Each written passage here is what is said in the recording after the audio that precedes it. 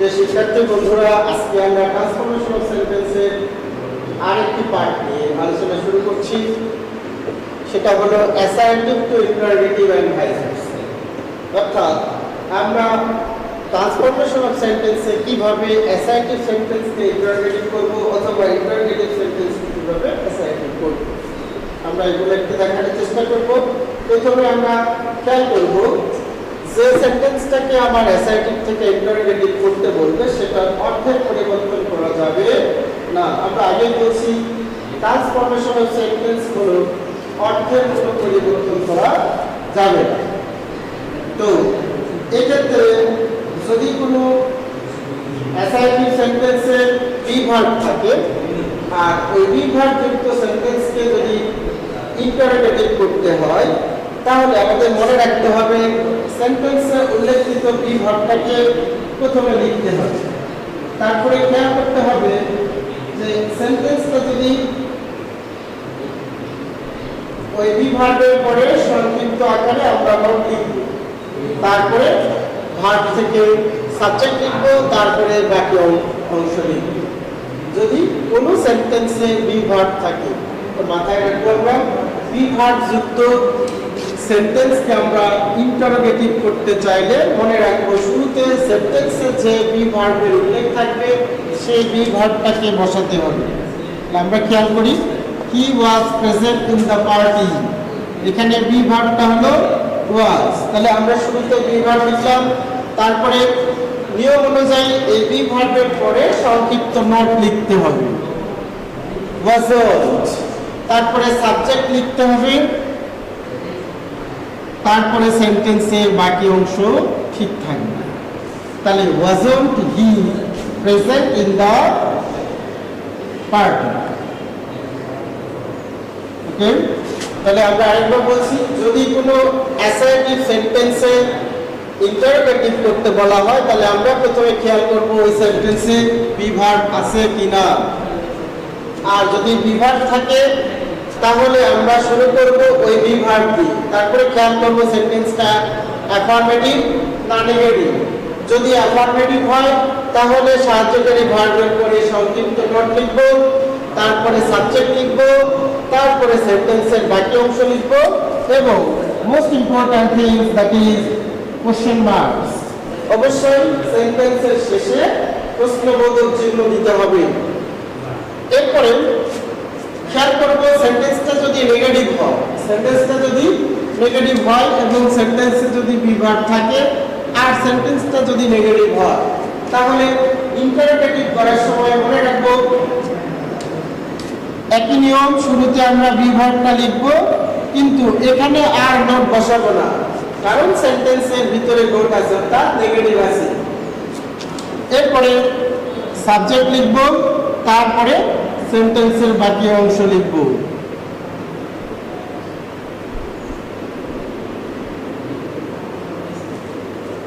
এবং শেষে প্রশ্নবোধক চিহ্ন। অর্থাৎ আমরা মনে রাখবো যদি কোনো অ্যাসার্টিভ সেন্টেন্সকে আমাদের ইন্টারোগেটিভ করতে বলে আর সেন্টেন্সে যদি বি ভার্ব থাকে তাহলে নিয়ম হচ্ছে আমরা প্রথমে খেয়াল করবো সেন্টেন্সটা অ্যাফার্মেটিভ আছে না নেগেটিভ আছে, এটা খেয়াল করার পরে আমরা শুরু করব সেন্টেন্সে উল্লেখিত সাহায্যকারী ভার্ব দিয়ে। যদি সেন্টেন্সটা অ্যাফার্মেটিভ হয় তাহলে এখানে সংক্ষিপ্ত নোট লিখব, আর যদি সেন্টেন্সটা নেগেটিভ হয় তাহলে নোট লিখব না। তারপরে আমরা সাবজেক্ট লিখব, তারপরে আমরা সেন্টেন্সের বাকি অংশ লিখব, আর মনে রাখবো যে অবশ্যই শেষে প্রশ্নবোধক চিহ্ন দিতে হবে। এরপরে আমরা পরের নিয়ম বলছি, সেটা হলো যদি সেন্টেন্সে বি ভার্ব না থাকে, যদি সেন্টেন্সে বি ভার্ব না থাকে, যেমন এখানে খেয়াল করে she likes hot tea, এই সেন্টেন্সে am is আর was আর কিছু নাই, তাহলে আমাদের নিয়ম হচ্ছে ইন্টারোগেটিভ করার সময় আমাদের টেন্স অনুযায়ী সাহায্যকারী ভার্ব বসাতে হবে সাবজেক্টের শুরুতে।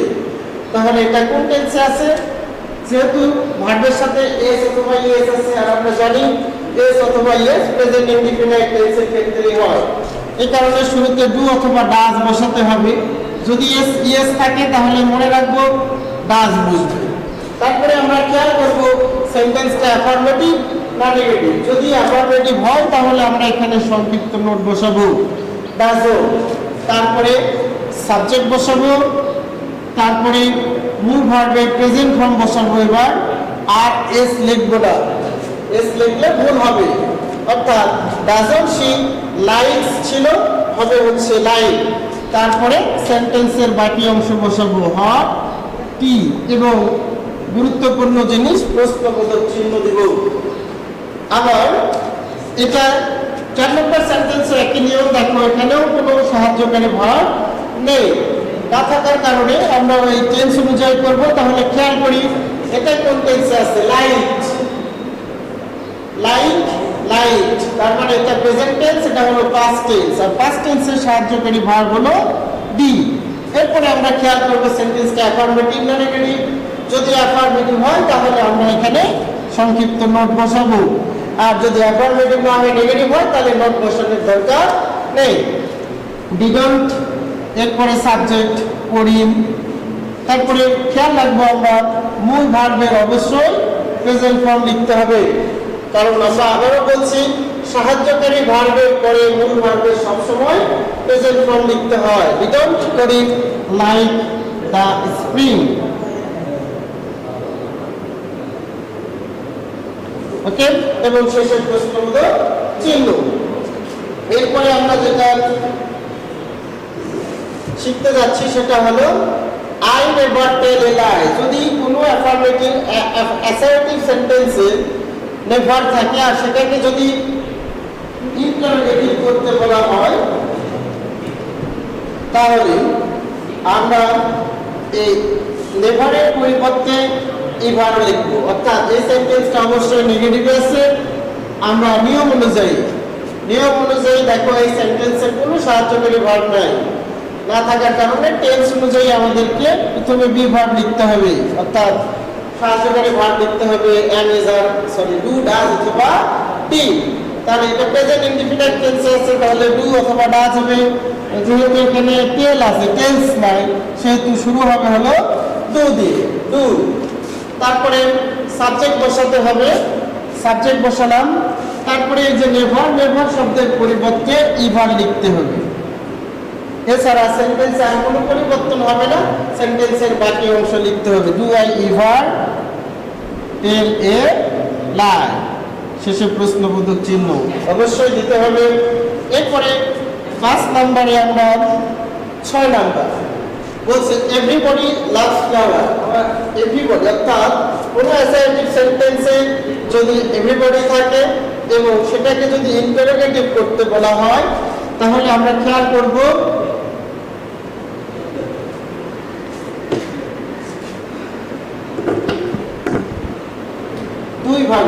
দুই ভাবে আমরা এই সেন্টেন্সটাকে ইন্টারোগেটিভ করতে পারি। প্রথমটা হচ্ছে এভরিবডি, এভরিওয়ান অথবা অল যদি থাকে তাহলে সরাসরি আমরা এভরির পরিবর্তে হু বসাবো, এভরির পরিবর্তে হু বসাবো। তারপর টেন্স অনুযায়ী ডু নট অথবা ডাজ নট বসাবো। অর্থাৎ এভরিবডি লাভস ফ্লাওয়ার এই জাতীয় যে সেন্টেন্সে আসুন এভরিবডি, এভরিওয়ান অথবা অল, সেক্ষেত্রে আমরা শুরুতে হু বসাবো।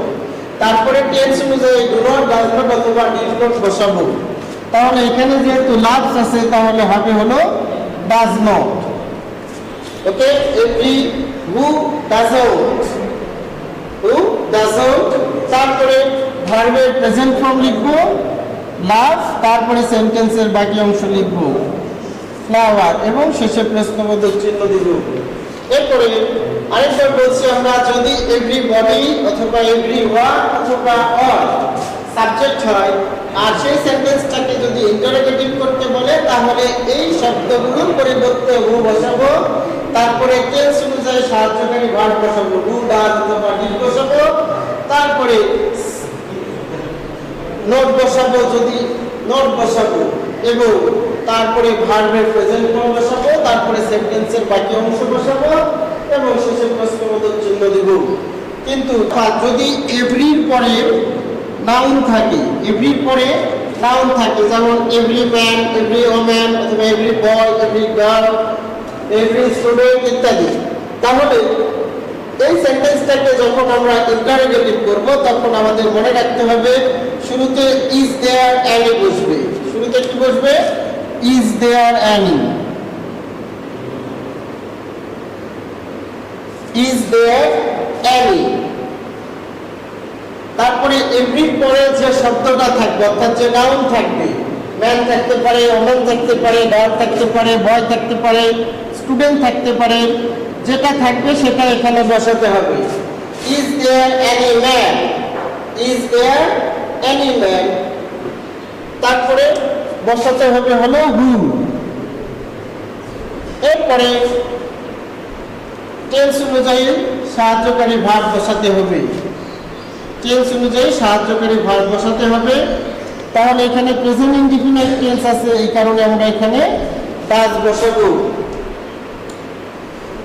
তার সাথে আমরা নেগেটিভের সংক্ষিপ্ত রূপ বসাবো ডাজু। দেখো every man hates war, man হলো নাউন, আর এভরি পরে যদি এরকম নাউন থাকে তাহলে নিয়ম হচ্ছে শুরুতে ইজ দেয়ার এনি ম্যান, তারপরে হু বসবে, তারপরে টেন্স অনুযায়ী সাহায্যকারী ভার্ব বসবে, তারপরে মূল ভার্বের প্রেজেন্ট ফর্ম বসবে হেড, তারপরে সেন্টেন্সের বাকি অংশ বসবে অয়ার, এবং শেষে প্রশ্নবোধক চিহ্ন দিতে হবে। কিন্তু যদি এখানে এই জাতীয় সেন্টেন্স অর্থাৎ এভরি প্লাস নাউন এরপরে যদি মাস্ট থাকে তাহলে এই হু এর পরে does not, do not, does not না বসিয়ে উইল নট বসাতে হবে। এটা একটু মাথায় রাখতে হবে, কারণ এই জাতীয় সেন্টেন্সগুলো হলো চিরসত্য বাক্য। আমরা আবার বলছি এভরি প্লাস নাউনের পরে যদি মাস্ট থাকে তাহলে এই সেন্টেন্সে হু এর পরে ডাজ নট না লিখে সেখানে উইল নট লিখতে হয়। যেমন আমরা এখানে বলছি এভরি ম্যান মাস্ট ডাই, তাহলে একই নিয়ম ইজ দেয়ার এনি, এভরির পরিবর্তে ইজ দেয়ার এনি, তারপরে এভরির পরের শব্দ, তারপরে হু, তারপরে এই ডু নট ডাজ নটের পরিবর্তে উইল নট বসবে, উইল নট ডাই। ওকে, অর্থাৎ যদি এভরি পরে নাউন তারপরে যদি মাস থাকে তাহলে আমাদের নিয়ম হচ্ছে হু বসাতে হবে, তা ডু নট ডাজ নট না বসে সেখানে উইল বসাতে হবে। ওকে, এবার আমরা পরবর্তী নিয়মে যাই।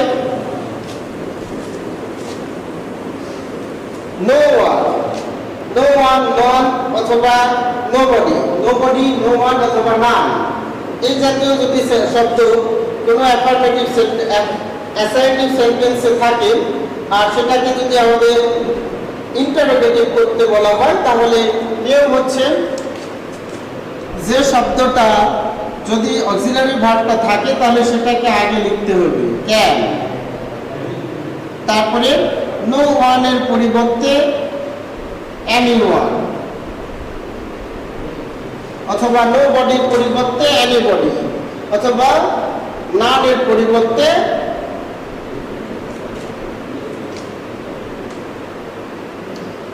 Can anyone. অর্থাৎ নো ওয়ানের পরিবর্তে প্রথমে আমরা সাহায্যকারী ভার্বটা লিখলাম, তারপরে নো ওয়ানের পরিবর্তে এনিওয়ান লিখলাম। এরপরে যেহেতু সেন্টেন্সটা নেগেটিভ সেহেতু আর কোনো পরিবর্তন করতে হবে না, এবার ভার্ব থেকে বাকি অংশ লিখতে হবে ক্যান এনিওয়ান ডু ইট, এবং এখানে একটা প্রশ্নবোধক চিহ্ন দিতে হবে।